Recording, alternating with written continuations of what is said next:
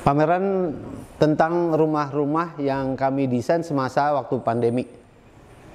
Pendek kan? Pendek. Ya udah.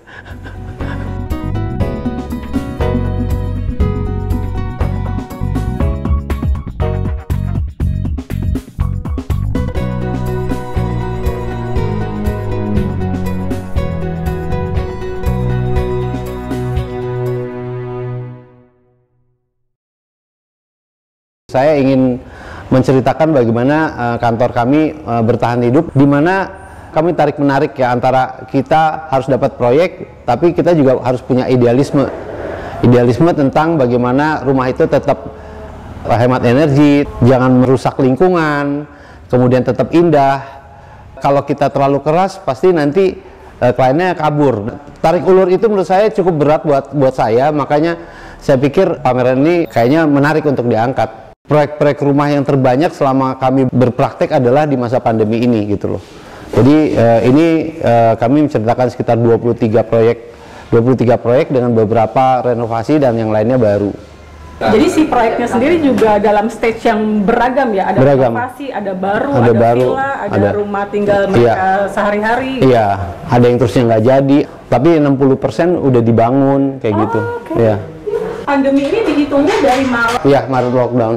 Kontrak ya, jadi kontrak kan kita kan ada kontrak ke klien kan sampai ke 2 Juli kemarin. Sampai Juli kemarin 2022. Pandemi dianggap sudah jadi endemi. Iya, endemi ya. Itu 40 kontrak. 40 kontrak. Proyek rumah tinggal masuk ke kantor Andra Martin pada masa pandemi menurut saya karena orang-orang banyak tinggal di rumah. Kemudian dia sadar bahwa rumahnya itu banyak kekurangan. Kemudian dia juga sadar bahwa tempat dia libur tuh kayak misalnya dia ke villa yang tadi villa nggak pernah didatengin, ternyata worth it di sana. Jadi mereka ini para klien realize bahwa sebetulnya bagaimana indahnya, bagaimana senangnya tinggal di rumah, dan bagaimana kalau rumah itu nggak enak, mereka nggak bakal betah gitu loh. Ini rumah yang 3 keluarga, udah 3 jadi, terus segitu kata ibunya, gue ikutan dong. Makanya sebetulnya JS Compound.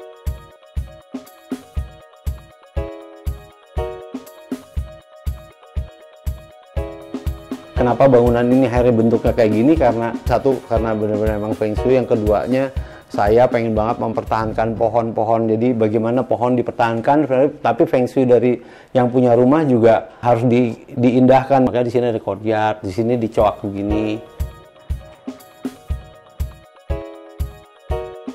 Ini rumah kami, rumah manyar. Ini rumah hitam yang ada perpustakaannya. Ini kantor, ini rumah saya.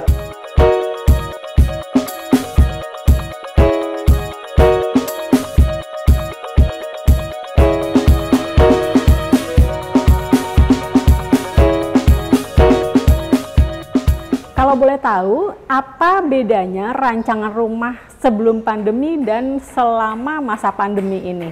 Ini justru yang menarik, jadi hampir nggak ada yang signifikan.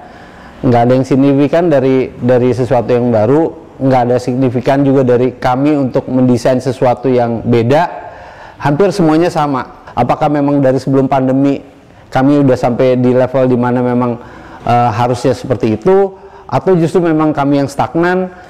Itu adalah refleksi yang kami pengen tahu, justru yang kami share. Kayaknya kok sama-sama aja. Itu bagian yang kita sendiri bertanya-tanya, dan kita harus lebih teliti lagi, lebih concern lagi tentang bagaimana memperbaiki diri dengan memamerkan proyek-proyek ini gitu loh. Pesan apa yang ingin disampaikan kepada audiens dari pameran rumah masa pandemi ini? Ketika kami melihat lagi proyek-proyek kami yang sekarang kami buat dan melihat resultnya adalah kayaknya belum ada pembaruan yang signifikan dari kami, aku rasa ini adalah refleksi dari kita yang 24 tahun berkarya, yang sebetulnya kelihatannya di titik dimana saya harus merubah dan saya harus lebih baik lagi untuk itu gitu.